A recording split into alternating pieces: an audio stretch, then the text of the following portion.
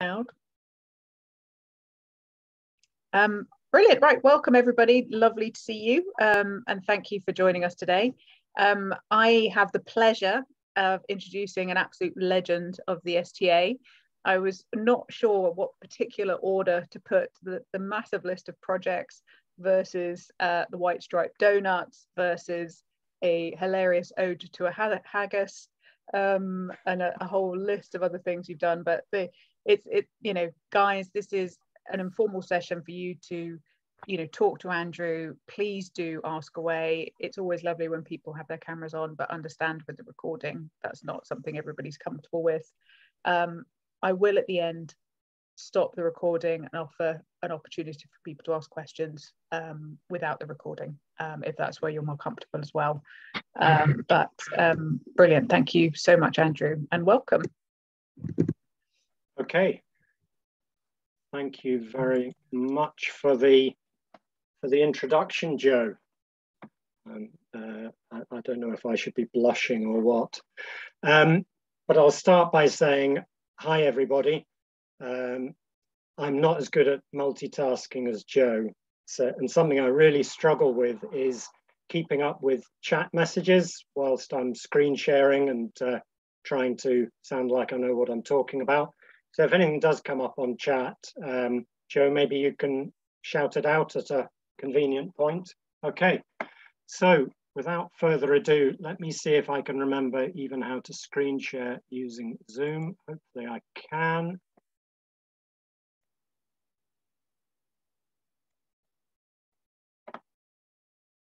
Thumbs up, please, when people can see that.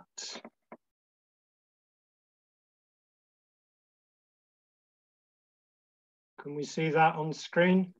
Yeah, we can see it's in, you can see the sort of, it's not in present mode, but we can see landing your next role. See if I can get it into present mode. Perfect. There we go. So I've actually run this session probably 2 or 3 times now. So if anybody's coming back for second helpings, then it must have been either very good or very confusing first time, I don't know. But without further ado, that's the agenda, the stuff on the left. So quick intro to me, some opening thoughts, routes to market, the way to unlock your next role or your ideal role, summary and next steps. Quite consciously, I'm not doing this stuff on the right because I think other people have already done it or will do it in follow-up sessions. I think Aaron from Head did a session certainly on CVs and interviews last week or the week before.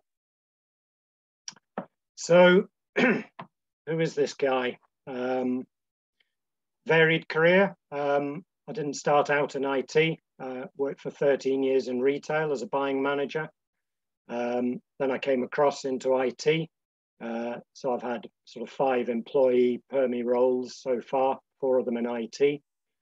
And then 2015, I decided to cut loose and go contract. So I'm a project manager for hire, and I've just started on my 8th contract. So what? In terms of finding roles and route,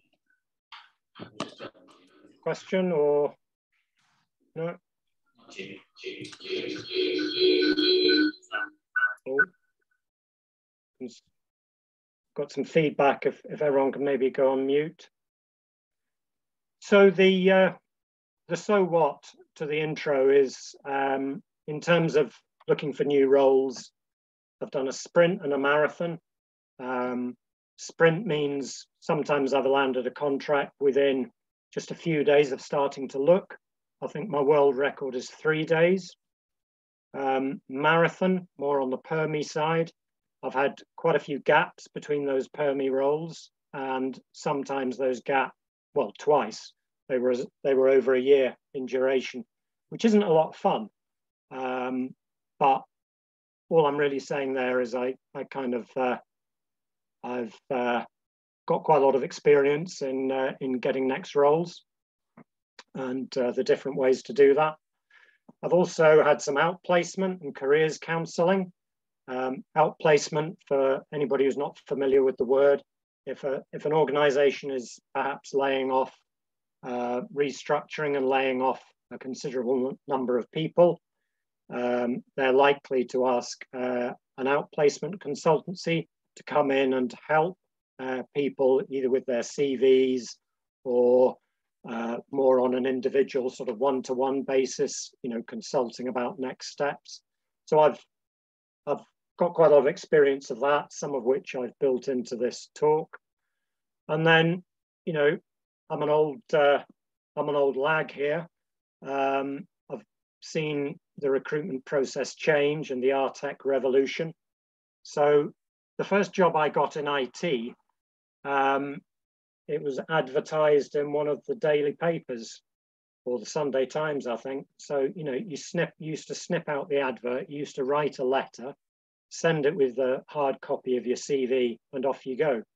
So things have changed a lot since then. But perhaps some of the tricks and techniques haven't changed as much as you might think. So that's me as an intro. That's my LinkedIn profile, and I'm happy to connect with anybody who wants to ping me afterwards. So here's some thoughts and some weird graphics. But I think the big takeaway is you are the sales and marketing director of your own career. You know, that's the mindset. You really are that person. Nobody else can do it for you. Some people are very uncomfortable with the thought of sales and marketing and sort of projecting themselves in that way. If you are, you know, I understand that people have different personalities and backgrounds and skill sets, but the point remains, it's down to you, and you have to be proactive. You have to get on the front foot and make it happen. So then we've got all these weird pictures. Johnny Cash is up there because I guess I've got a few battle scars in this stuff. The squiggly lines, because careers don't go in straight lines. They go in all sorts of funny directions.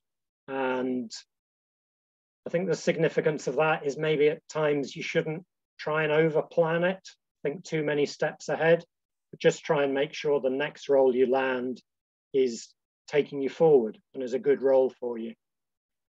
And then the ability, motivation, attitude kind of ties into being in control of your own destiny, your sales and marketing director. You have to portray yourself in the best way. And then I love that little table on the right, 10 things that, you know, we can all do that actually require zero talent or experience. They're just good behaviors, and they make, believe me, a massive difference. I have also done some hiring over the years. I've probably hired about 10 people, but I've probably added hundreds of people to projects and sort of live services. So I kind of see it from both sides of the equation as well. But enough of the waffle. We're all analytical IT folk or data folk, so let's have some numbers. Chart on the left, I just randomly got from Google. Chart on the right, that was actually from an outplacement consultancy about 15 years ago. So I think the important thing here is not what the absolute numbers are, whether networking is 60% of how you get your next route to market or 30% or whatever it is. But the takeaway here is some of the things that you think are the biggest routes to market, like job boards, actually they're probably not. And agencies, very important, they're probably not the biggest one. So the real direction of this chat is it's about multiple routes to market. And I think you've got to cover all the bases. You've got to figure out the best way of doing that. Because if you only cover agencies, or if you only do job boards, you're only actually addressing a narrow slice of the available market. You may well land a role that way, and no harm in it if you have, but you're not maximizing your chances unless you cover all these routes to market. So because it's a bit of a it's a bit of an odd one, is networking, and it's one that is a bit alien to some people, and it's perhaps also something at the start of your career you're not as accustomed to doing, and you need to experiment with a bit. So I'm probably going to spend more time on networking than the other ones. And we're now going to do something utterly terrifying. We're going to do a bit of live, totally unscripted networking on this call right now. And I'm going to pick on somebody and I'm going to ask them to switch their mic on. And Michael, it's going to be you. Michael Van You, it's going to be you. So are you okay to do a little bit of live unscripted networking right now, Michael?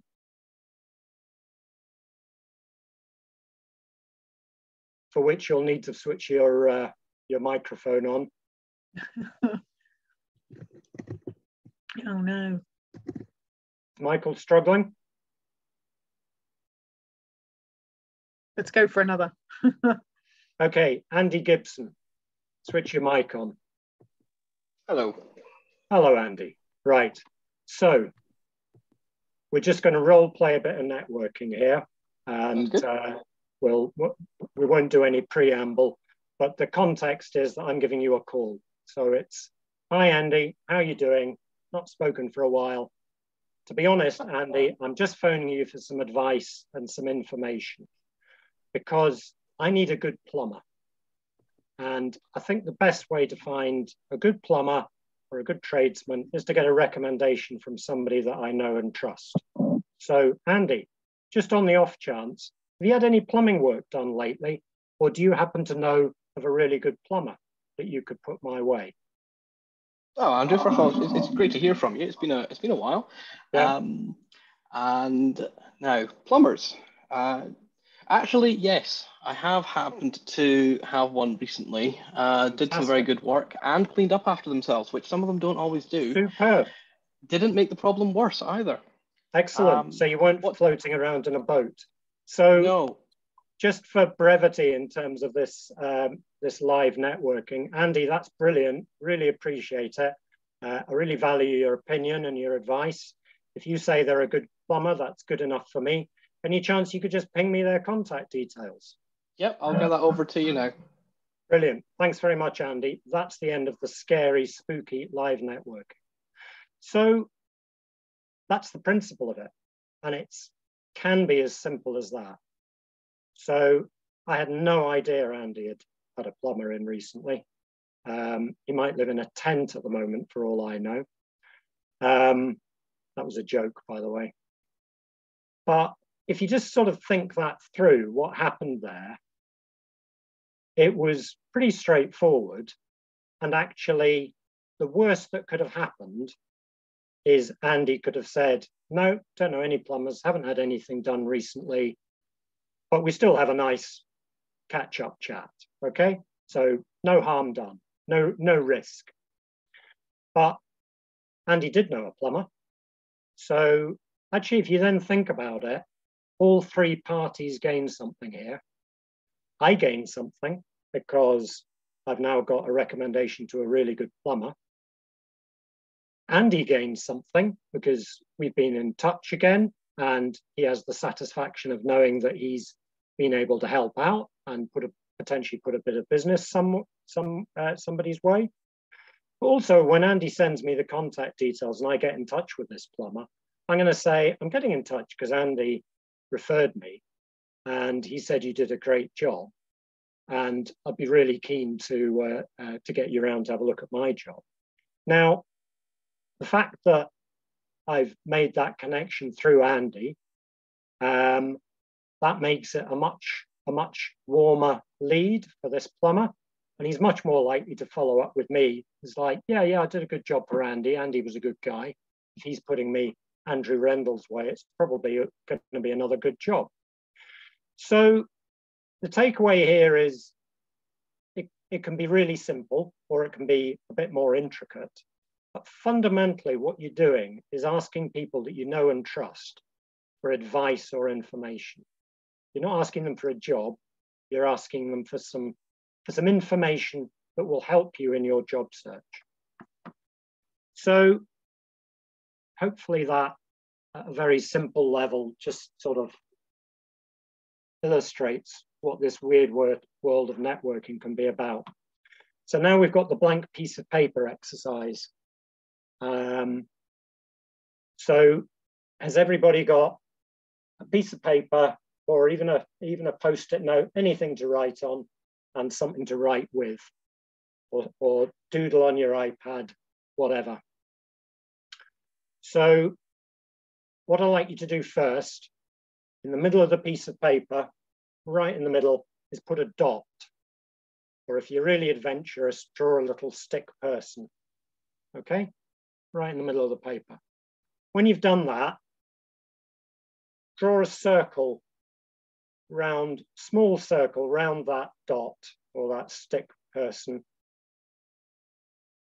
not taking up too much of the page. Then do a concentric circle, a bigger circle around the first circle, and then do a couple more.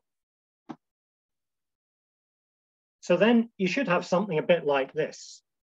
And this is about understanding your network.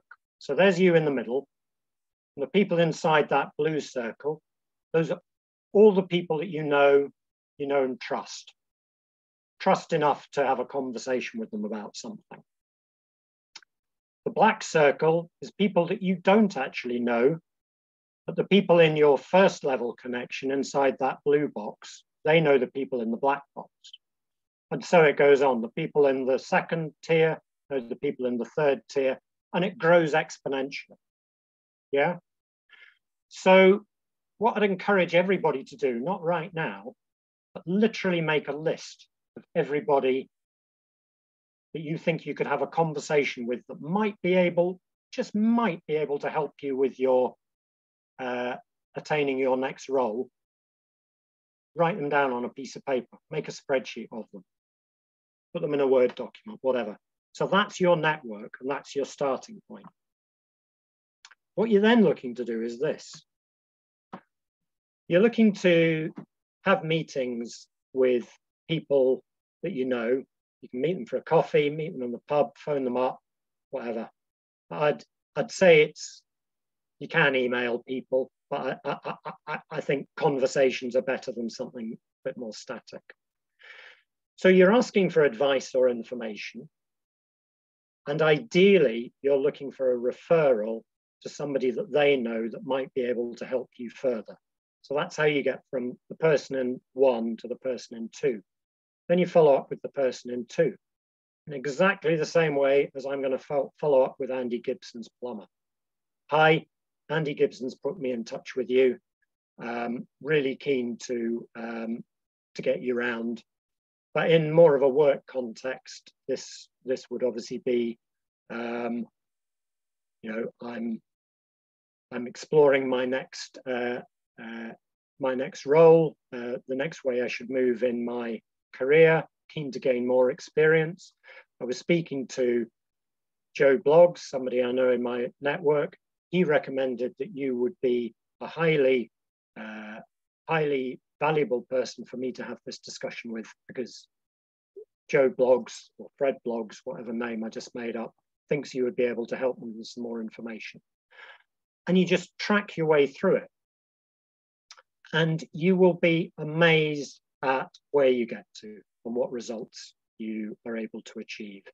Because what you're doing is unlocking that segment of the market that isn't known to a recruiter and isn't on a job board. I'm maybe going to pause right now.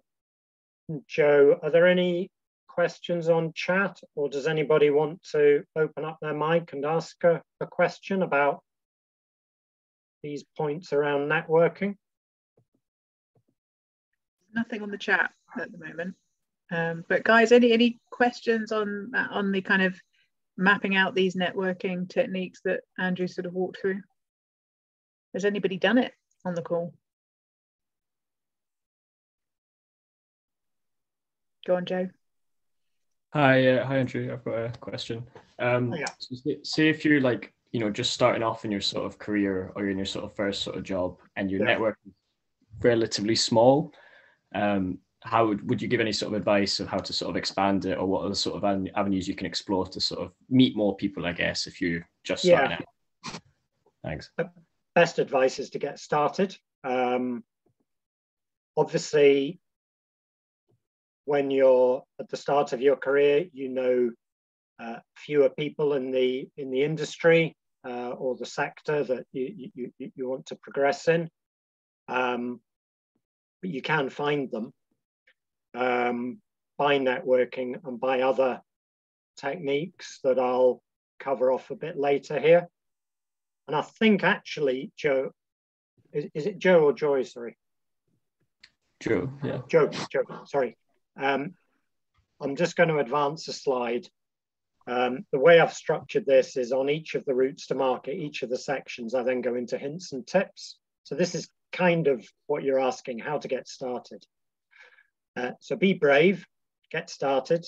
First time you do it, it can be a bit odd, but think of it as simple as asking somebody for a bit of information or a bit of advice that would help you, just like you'd ask a friend for a recommendation on a tradesman.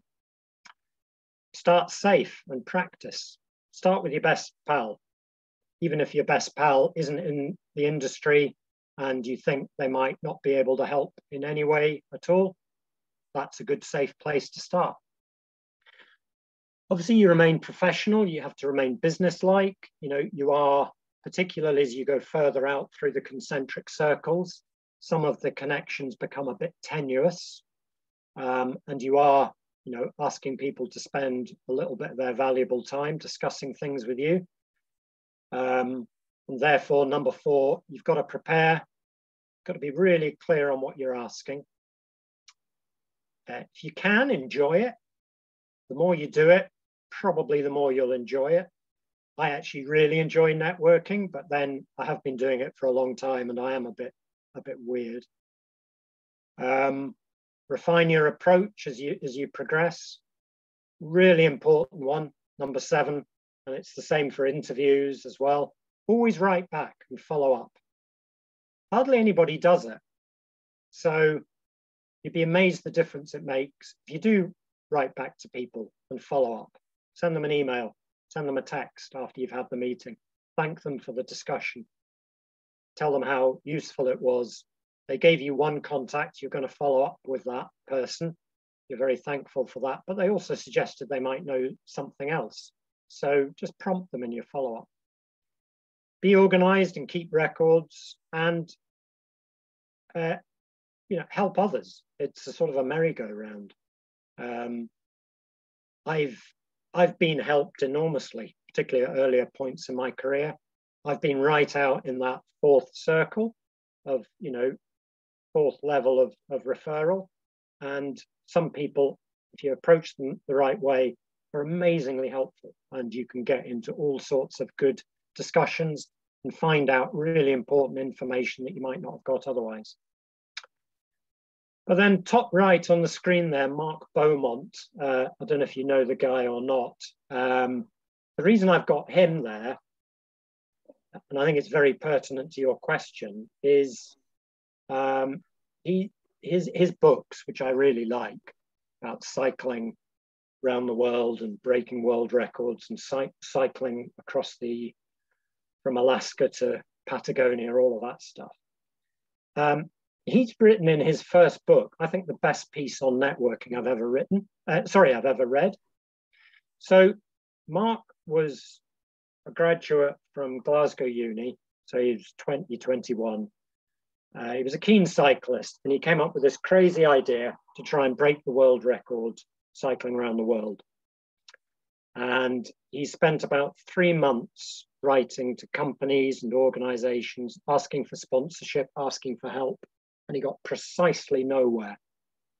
And he got very frustrated and he thought, I'm never going to be able to do this, let alone be able to make a documentary while I'm doing it.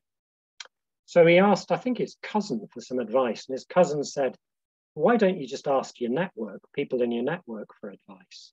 He said, I don't have a network. I don't really know that many people. And the advice was, well, just start speaking to the people that you do know and ask them to introduce you to people in their network. And he changed his approach, and within 3.5 weeks, he had all his sponsorship, had enough sponsorship to get around the world. He had the BBC on board, and they helped him produce the documentary, which I think is quite an extraordinary turnaround, all through changing his approach from sending speculative letters to asking people in his network for advice and information. So I think we now go to job boards. Can I just jump in very quickly, Andrew? Yeah, sorry. Of course you can.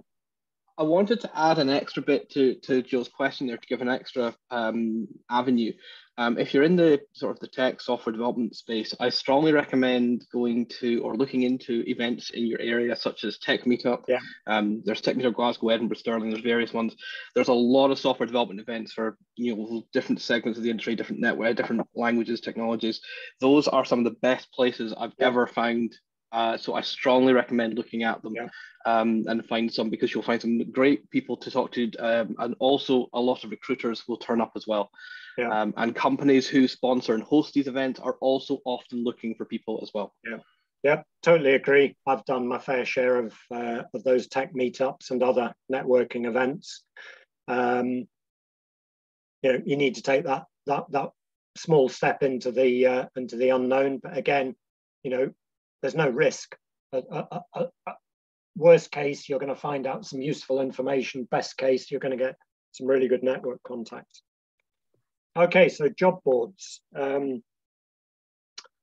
What percentage of people find their next job searching on the internet and through job boards?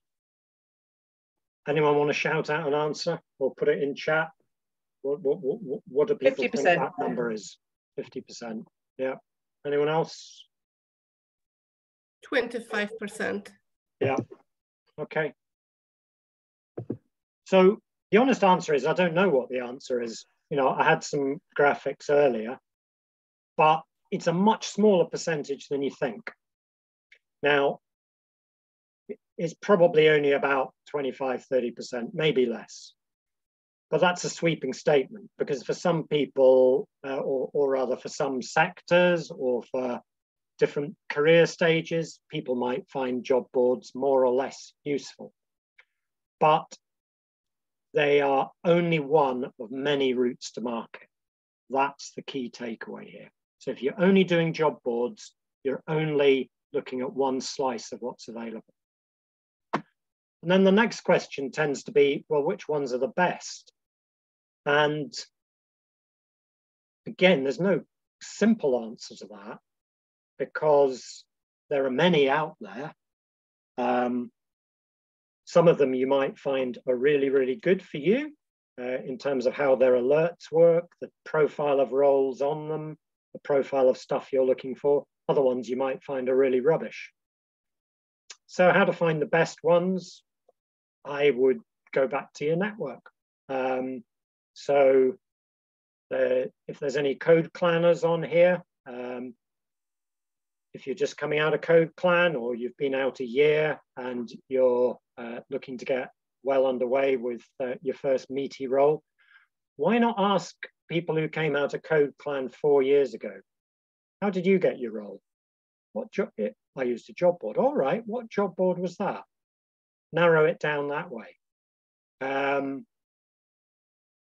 You can do trial and error. You can try lots of different job boards and see what works for you. Or you can be a bit more focused and ask around and ask for those recommendations. So on to hints and tips. So it's only one slice of the market, and it's not as big as you probably think. So you need to be really organized and time efficient, be clever about how you use the alerts. Yeah. Now, anything you apply for via a job board, you're going to increase your chances of success if you can speak to the recruitment consultant, whether they're an agency or whether they're a recruitment consultant who works for the employer. You can actually have a conversation as well as your application through the job board. You're going to increase your chances. So there you start to see it's not about just doing one route to market. You can go a job board and networking. Yeah. You can go a job board and some LinkedIn research on the role or the company that you're applying for. I think 4 is really important because you can spend huge amounts of time. You can spend all week looking at job boards and applying for stuff and maybe getting one interview out of every 30 applications, which is a right slog. So be ruthless. I'll only apply for something on a job board if it meets these criteria. If I meet 90% of what they're looking for, or if it sounds like it conforms to my shape of what my ideal role is. Be ruthless. Don't waste time applying for stuff that you think, well, it might be okay. Probably a waste of time. You're not a good match, forget it. Again, time efficient, because there's always a tight deadline. So what I tend to do is particularly when I've been on a, sort of a long haul, also a shorter job search, is I just time box part of each day for doing getting through my alerts, and then I move on, do something else. And don't stress if you don't get through all the alerts and you haven't looked at everything on your 2 or 3 job boards that you think are the best ones for you.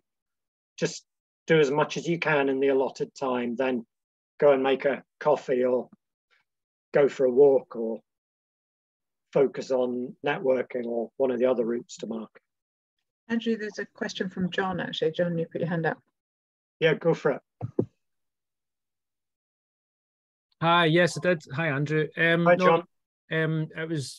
Thought that was really interesting what you said, because again and again you see on LinkedIn this advice that you should just, even if you don't match the job description, that you should just go for it anyway. But I mean, from what and I've been there, from what you've said, like you can waste a whole lot of time. So it's really interesting that that's what you've just said runs counter to what you see again and again on LinkedIn. So that was really interesting. And feel free to take everything I say here with a pinch of salt.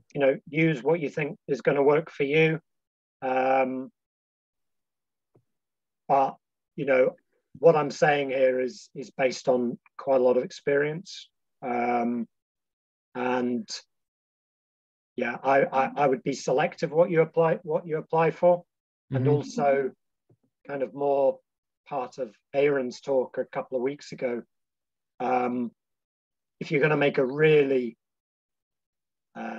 specific application for something and tune your CV, do a really good covering letter, really think through which of your achievements match that role most accurately, that's going to take quite a lot of time. Yeah. But you better to spend a good amount of time on really tailor making an application and really researching that role that you really think is a good one for you, or spend the same amount of time speculatively applying for 20 roles. I know which one works best for me, but kind of need to take that call yourself. Yeah. Thanks for that. Okay, doke. Any others at the moment, or shall I crack on to the remaining routes to market? I'll crack on. LinkedIn. It's probably going to be another roundtable or another discussion at some point. So at one of these talks, Joe. So I'm not going to spend a lot of time on this. I'm just a really big fan of it. I've used it since 2003, maybe even earlier. I find it a really good research tool. We'll talk a bit about research a bit later on.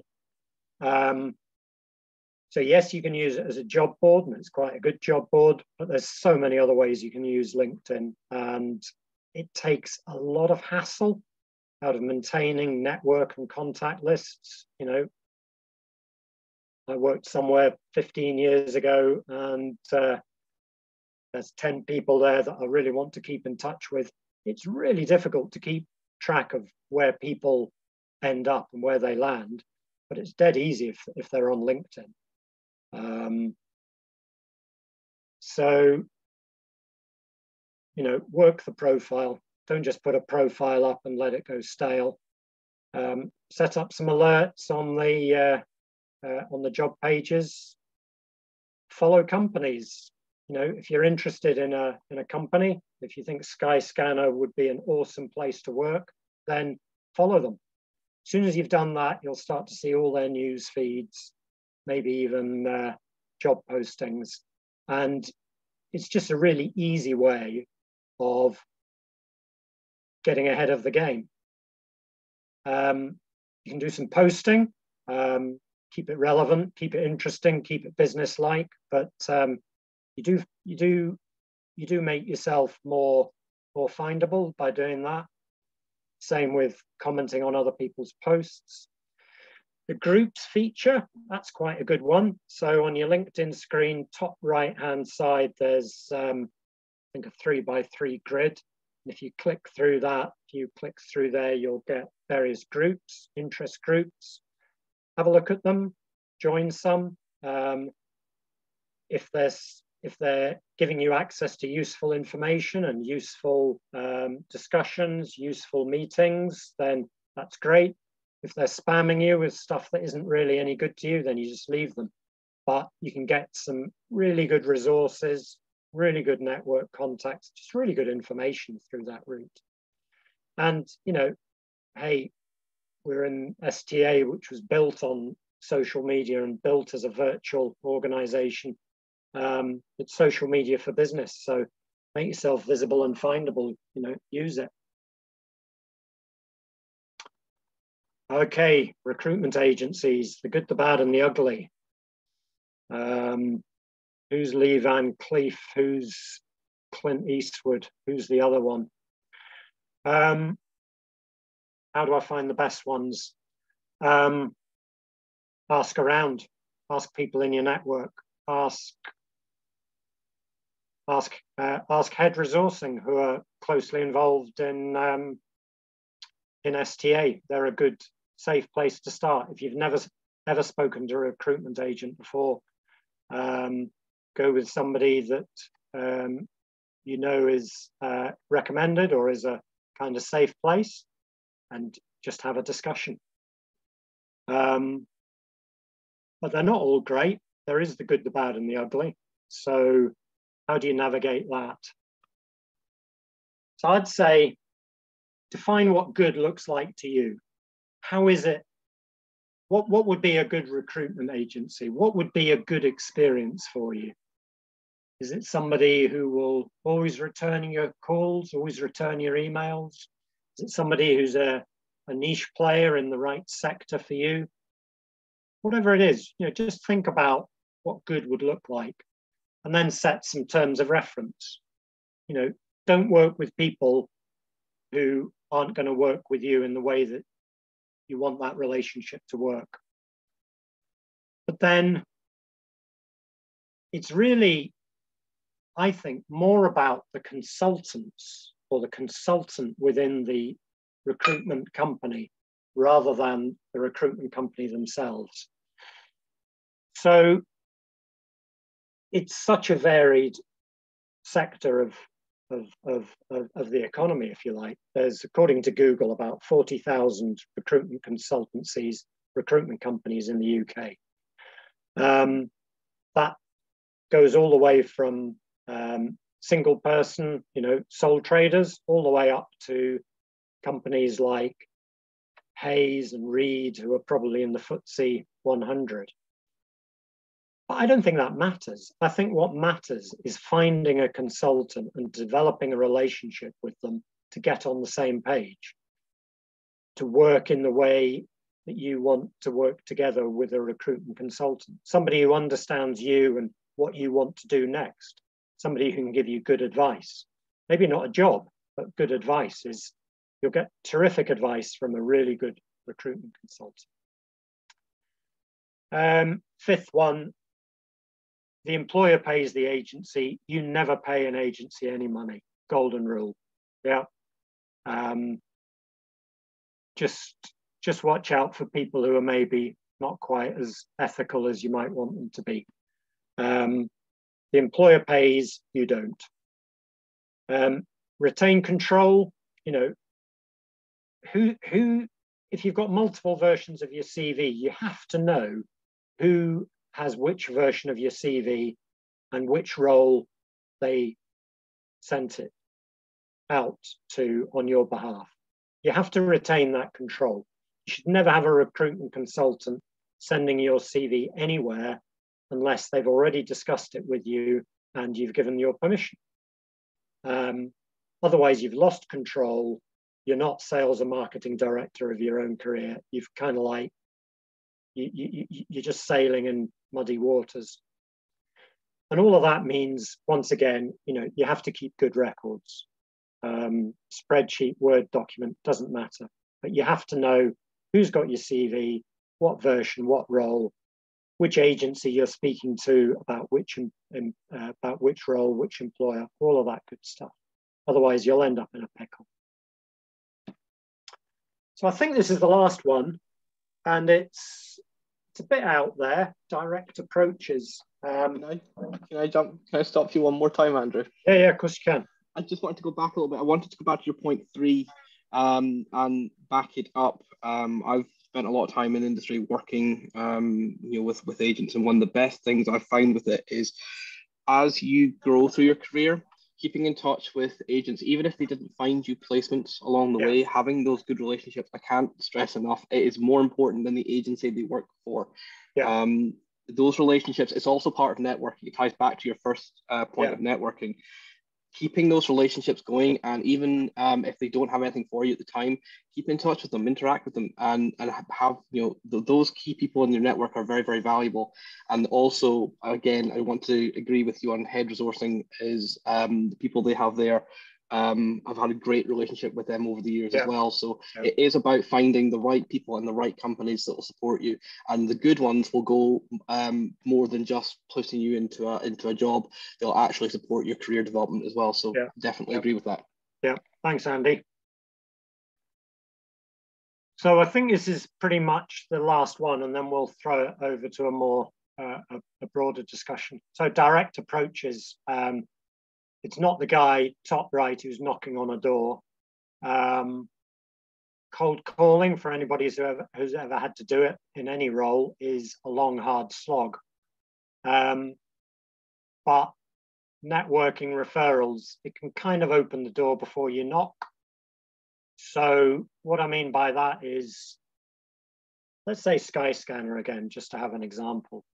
If you can find through your network somebody who knows a individual in Skyscanner and can introduce you to them, have a discussion with them, have a networking meeting with them, find out more information about Skyscanner.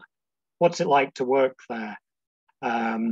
What's the tech stack they use? How do they hire people? Where are they growing? What products? Anything, any information you can get. That's just a discussion. It's not about a role. It's about building knowledge of that organization. It's also making yourself memorable for the right reasons. But what that then does is, if you have that discussion because somebody's referred you to somebody in Skyscanner, you've built good inside knowledge about them, and then lo and behold, the following week, you see a really good ad on a job board for a role in Skyscanner. And suddenly you're not just replying blind because you've got some really, really good current information, or a recruiter contacts you about a role in Skyscanner. And you're going to absolutely wow them because you've got up-to-date information. and you will come across as a really professional and researched candidate. Somebody said to me once,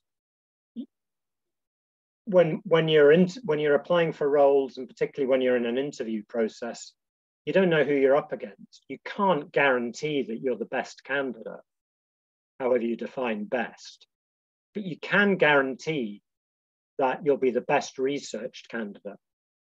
Nobody else will have done better research than you. Nobody else will know their figures, their strategy, their structure better than you, because you've done your homework. So if you ended up first equal in that interview process, you're going to get it because you're the one who'd done all the research.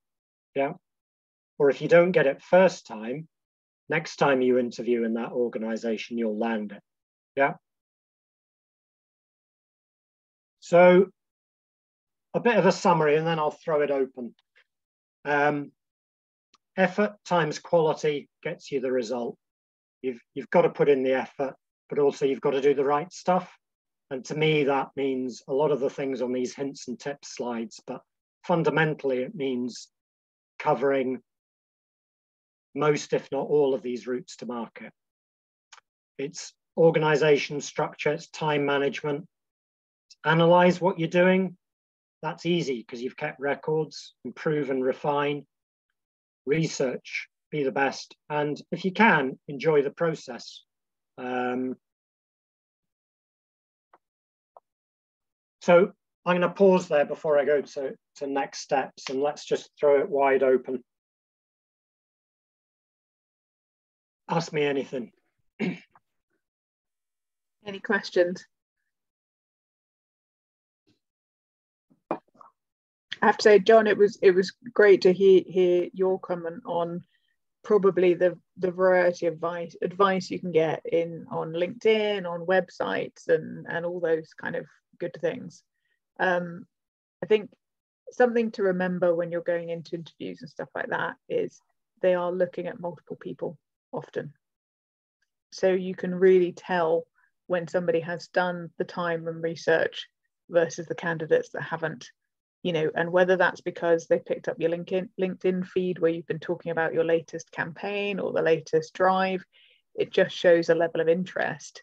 That's something you remember when you're trying to discern between lots of different candidates. Yeah. So, you know, anything that people go, oh, yeah, because you might even be talking to people who spent loads of time working on it. They'd be like, oh, thanks. Yeah, no, it's going well, you know. And that's like any connection. If you went to a friend's dinner party and somebody likes the same sport as you, you remember the conversation a little bit more. So, you know, go and have a look at I completely agree with Andrew on the LinkedIn comment. If you know who you're being interviewed by, go and stalk them on LinkedIn. Go and see what they're talking about. You know, all those things just help give you that little edge in the interview as well.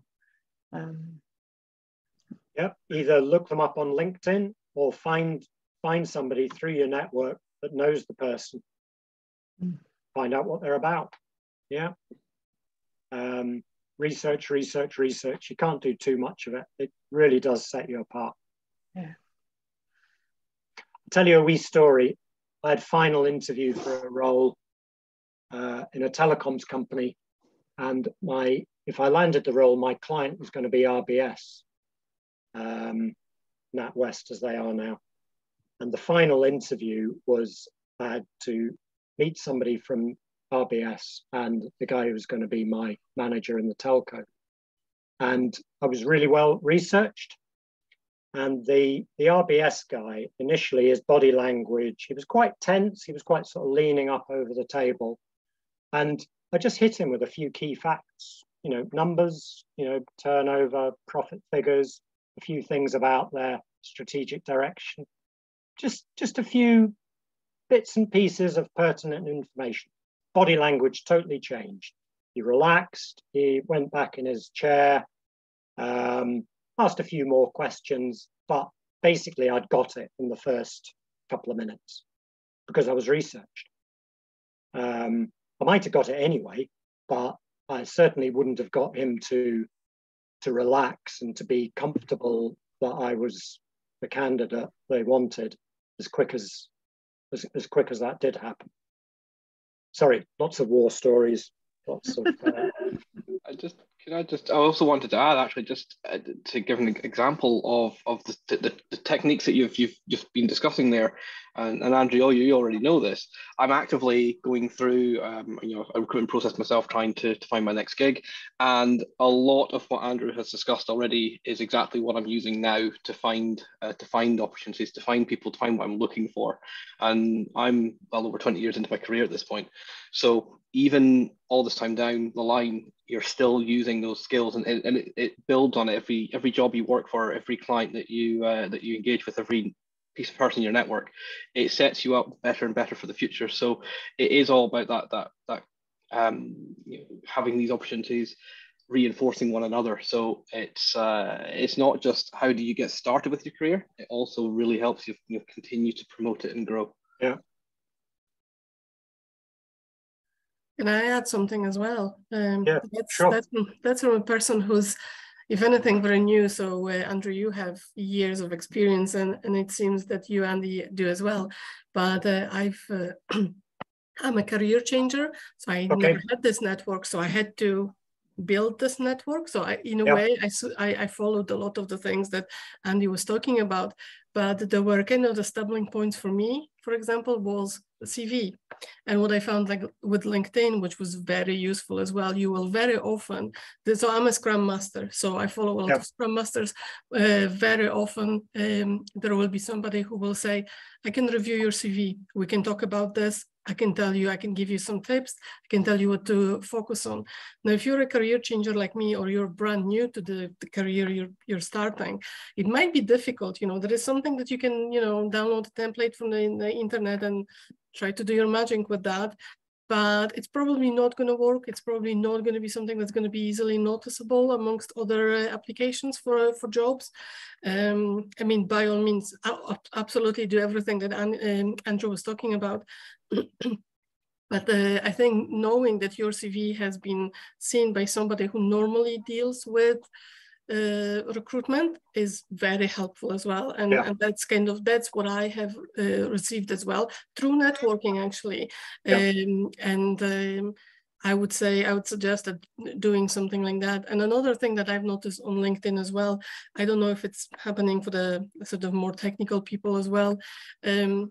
Sometimes you'll have people who will happily mentor you or have like one-off mentoring sessions, which, and at that point, just like this meeting, you can ask them anything, which is also very, very useful. And that also helps you with the whole networking thing. I've done that several times, and it is very good. And the last thing, you're part of STA, so I mean, get stuck in, but also like celebrate your success on LinkedIn where people can see it. If you're looking for jobs, ask people that are on the team with you in STA to put the recommendations or some kind of feedback. That's something that as well I've been advised to do. And it helps, it's there when people go and check your profile on LinkedIn. Even if you've only just finished Code Clan and you've never coded before, there is already somebody saying, well, this person here has already done this and has been, a team player and has been that and this, and it's very helpful. It is definitely a good thing as well. So it's me. Okay, thanks. I mean, there's some brilliant experiential advice there. I think where you started in terms of, the challenge, the additional challenges if you're a career changer, to me that just probably puts a higher onus on research and networking. I think you should really go for it in those two routes to market, because you need to find out as much information as possible about this target area or this new career area that you want to move into. Before we go to another question, Magna can be found on the volunteer app, guys, by the way. Steering it brilliantly. We've got a couple of questions from Keith and Hamid. I'm not sure whose hand up was first. I think, Hamid, do you want to go first? I think I saw your name first. Apologies if Keith, you've been waiting a while. Hi, Andrew. It's not so much of a question, it's more of, I'd like to add to Magda as a second person as well, a career changer. but more for entering as a junior full stack developer. And I completely agree with some of the points that you've highlighted. I think with me, I think the main thing with myself is really just networking, but certainly understanding what's the expectation from someone coming from a sort of entering into the market, fairly new, getting into a more junior level. And all of those things were really complemented, not just having to do a course, whether it's CodePlan or a course in your own time, but a lot of it I was able to gain from the experience of having to work on the volunteer app myself, and talking to other people as well outside of that in the industry. But it was I went and joined this thing. It was like an event, it's like speed dating, but it's more like you quick 5 minutes, you talk to people from other industry, and you just quickly ask some questions and stuff about yourself. And because of those experiences I've gained, from the courses to STA, I was able to sort of explain really well. And obviously the guy was quite keen, he's quite happy to hear those things. So he just sent me a link to some of the job roles that they're looking for the company. And I just put in literally my application in and got an interview. I had very, very low expectations getting a job, because like I think everyone else, I was getting a lot of rejections, but that's only because obviously I wasn't really sure. I think I sort of lacked the understanding of what they were looking for. But because I was able to mention some of the things I've done, I think certainly STs can help a lot. The guys were very interested, and they gave me a job offer. Fantastic. There's lots and lots of stories through the 2.5 years of the STA like that. People who have come in, refreshed their skills or developed new skills, built their network, maybe built their confidence levels, maybe had a bit of mentoring, and have springboarded into great new roles. So yeah, if your STA volunteering work and achievements isn't on your CV and isn't on your LinkedIn profile, then it should be. It would wow me if I was interviewing, two identical candidates, but one of them has done a lot of really proactive work in a voluntary organization to develop their skills. I'd go with that one. That definitely actually hit those. That was the thing that the two interviewers were really impressed with. I was able to dedicate my personal time and doing something which is on a project that was actually being worked on by other people. The volunteer app. It's not something I was kind of doing solely, because if you're working with other people, you've got commitments there, as Joanna would know. We miss you, Hamid. You were brilliant. Hamid used to come back from working full-hour days and be madly scrambling trying to work out how the Jira API works. So hopefully we'll persuade you to come back. Excellent. Work volunteering days, but conscious Keith, you've had your hand up for a while as well. So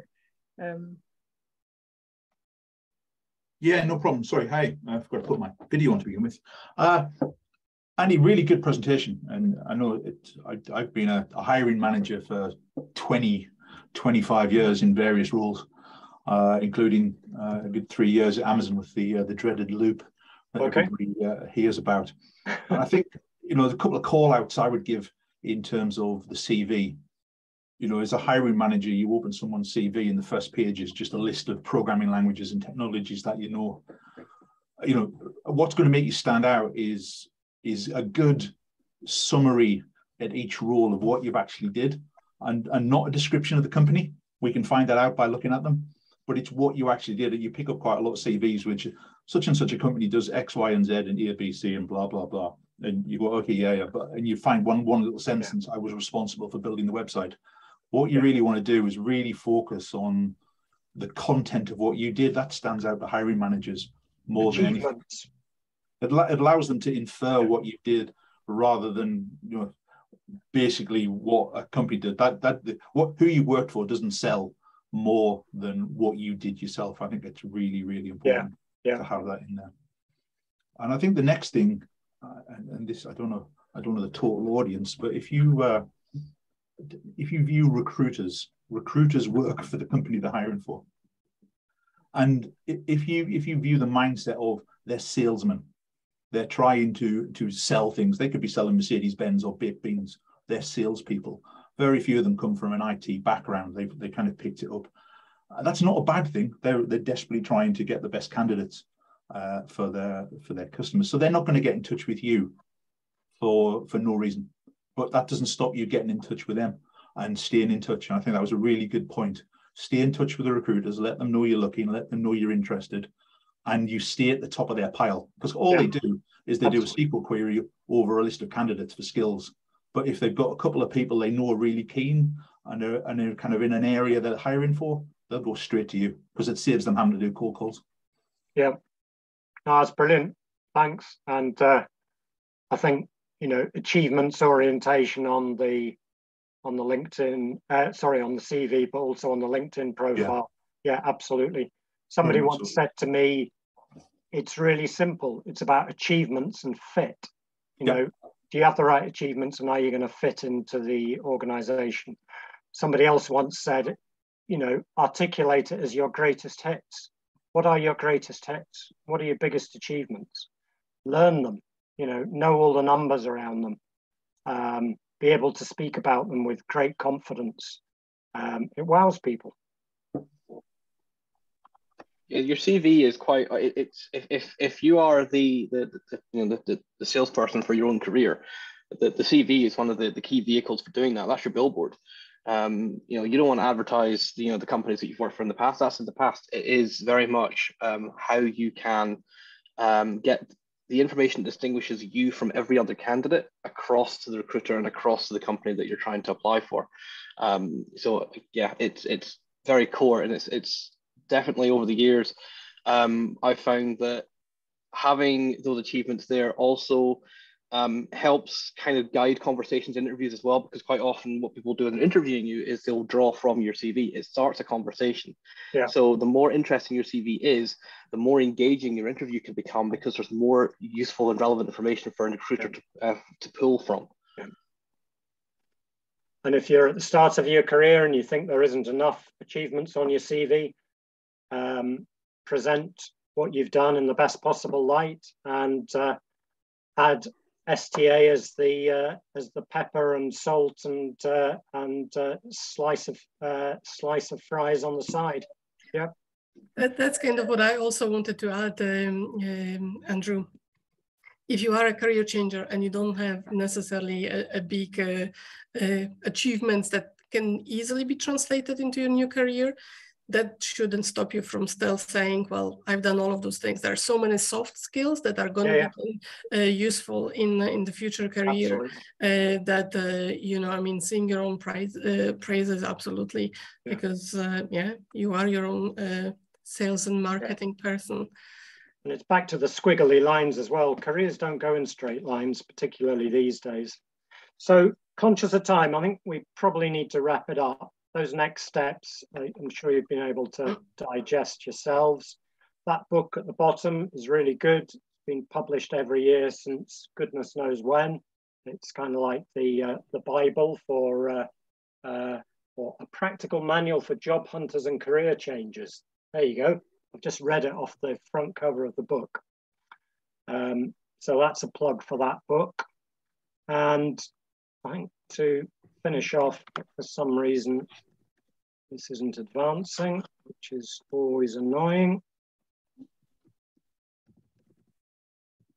So I won't try and advance it because it's not playing. All I'm going to sign off with is happy to keep in touch with anybody. You can message me through STA Slack. You can find me on LinkedIn. I'll connect with you if you send me an invite.